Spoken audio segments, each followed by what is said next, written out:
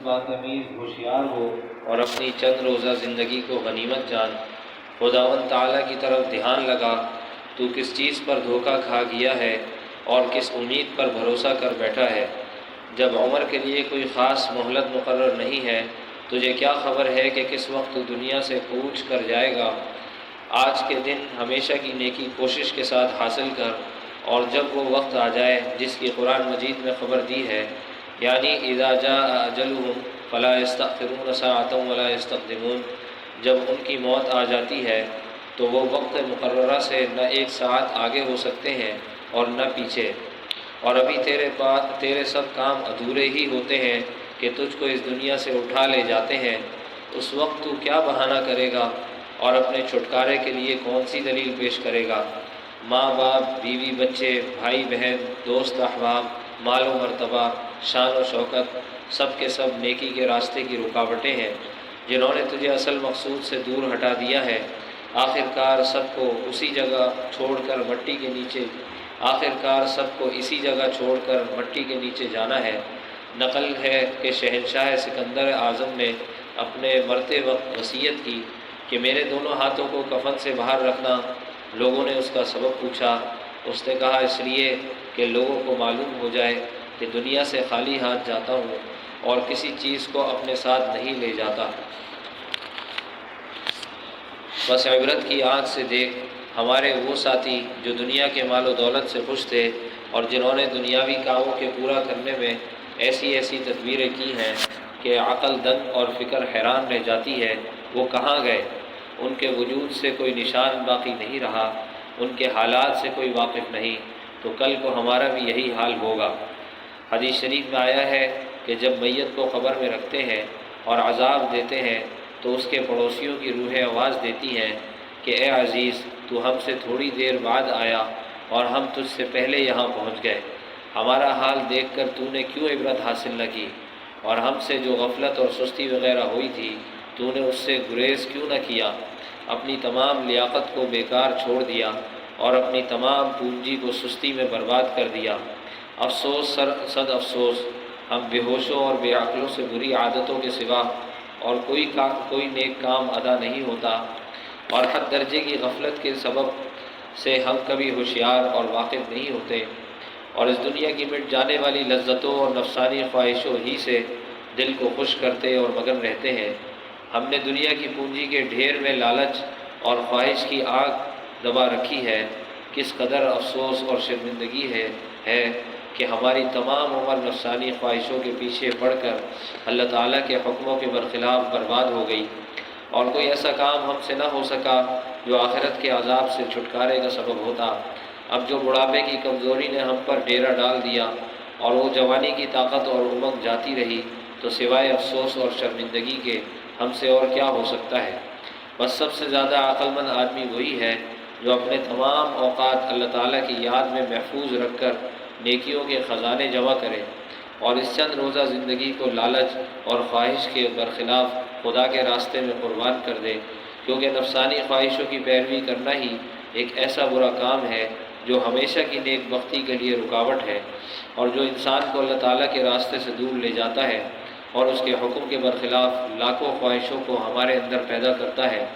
اور اپنی حرص و ہوا، شہوت، تکبر، بخل، حسد، غصہ، غیبت، خود بینی وغیرہ کو ہم پر مقرر کرتا ہے۔ بس نفس دراصل آدمی کا دوست نما دشمن ہے، یعنی ظاہر میں دوست ہے لیکن دراصل دشمن ہے۔ جو آدمی اس کا تابع اور فرمانبردار ہوتا ہے وہ ہزاروں خرابیوں میں پھنس جاتا ہے، چھوٹے اور بڑے گناہوں میں لگ جاتا ہے، اور آخرت کی نیکی حاصل کرنے سے بالکل خالی رہ جاتا ہے۔ اگرچہ آج انسان کو نفس کی برائیاں اور مکاریاں معلوم نہیں ہوتی اور جو کچھ وہ حکم دیتا ہے اس کے مطابق کرتا ہے، لیکن کل مرنے کے بعد بدلے کے دن ایسے کاموں کی حقیقت معلوم ہو جائے گی، اور جو کچھ آج کر رہا ہے سب کا سب اپنی آنکھ سے دیکھ لے گا۔ بس جب تک نفس امارہ کی خود رائی اور میں پن زندہ ہے اور اس کا حکم قائم ہے، اسلام کے کارخانے میں خرابی پر خرابی ہو رہی ہے۔ بس جب تک نفس امارہ کی خود رائی اور میں پن زندہ ہے اور اس کا حکم قائم ہے، اسلام کے کارخانے میں خرابی پر خرابی ہو رہی ہے۔ البتہ جب نفس امارہ کی حالت نفس مطمئنہ کے رنگ میں رنگی جاتی ہے اور وہ ریاضت و مجاہدے سے قابو میں آ جاتا ہے، فرما بردار اور اطاعت شعار ہو جاتا ہے، اس وقت انسان کے لیے امن ہی امن ہے، اور وہی مقام اعلیٰ علیین ہے۔ اللہ تعالیٰ نے فرمایا وَأَمَّا مَنْ خَافَ مَقَامَ رَبِّهِ وَنَهَى النَّفْسَ عَنِ الْهَوَىٰ فَإِنَّ الْجَنَّةَ هِيَ الْمَأْوَىٰ۔ لیکن جو شخص اپنے پروردگار کے حضور میں حاضر ہونے سے ڈرا اور اپنے نفس کو خواہشات سے روکے رکھا، بس بے شک ہی اس کے رہنے کی جگہ ہے۔ یہی وجہ ہے کہ حضور اکبر صلی اللہ علیہ وسلم نے نفس کے ساتھ جہاد کرنے کو کافروں کے ساتھ جہاد کرنے پر بزرگی اور برتری دی ہے، اور صحابہ کرام رضی اللہ عنہم سے فرمایا رجعنا من الجہاد الاصغر الی الجہاد الاکبر، اب ہم چھوٹے جہاد سے لوٹ کر بڑے جہاد یعنی اصلاح نفس کی طرف متوجہ ہوتے ہیں، تاکہ یہ اللہ تعالیٰ کے احکام کے سوا کوئی کام نہ کرے، بندگی کے راستے سے منہ نہ موڑے، اور انکار و سرکشی کو چھوڑ کر مکار دشمن نفس امارہ سے بیزار ہو کر اللہ تعالیٰ کی غلامی اور فرما برداری میں لوٹ آئے، اور رات دن اللہ تعالیٰ کی رضا حاصل کرنے کی کوشش کرے۔ بس اس مطلب کو بخوبی سمجھ لینا چاہیے کہ دنیا آزمائش اور امتحان کا مقام ہے۔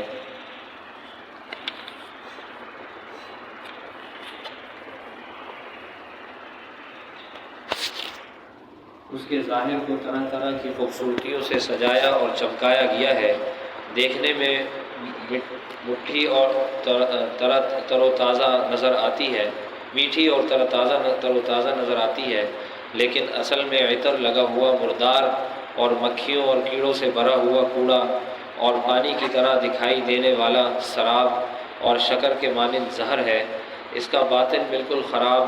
اور بہت برا ہے، اور اس قدر گندا ہوتے ہوئے اس کا معاملہ دنیا والوں کے ساتھ اس سے بھی زیادہ برا ہے جو بیان ہو سکے۔ اس کا چاہنے والا جادو کا مارا ہے، جو اس میں پھنسا اس نے دھوکہ کھایا اور وہ دیوانہ ہے۔ جو شخص اس کے ظاہر پر فرشتہ ہوا، ہمیشہ کا گھاٹا اس کے ہاتھ آیا، اور جس نے اس کی مٹھاس اور تر و تازگی پر نظر کی، ہمیشہ کی شرمندگی اسے نصیب ہوئی۔ سرور کائنات حبیب رب العالمین صلی اللہ علیہ وسلم نے فرمایا الدنیا والآخرہ ضرتان فإذا أرضیت احداہما اسقطت الأخرى۔ دنیا اور آخرت آپس میں سوکن ہے، اگر ایک راضی ہو گئی تو دوسری ناراض، بس جس نے دنیا کو راضی کیا آخرت اس سے ناراض ہو گئی اور وہ آخرت سے بے نصیب ہو گیا۔ حق تعالی ہم کو دنیا اور اہل دنیا کی محبت سے بچائے، آمین۔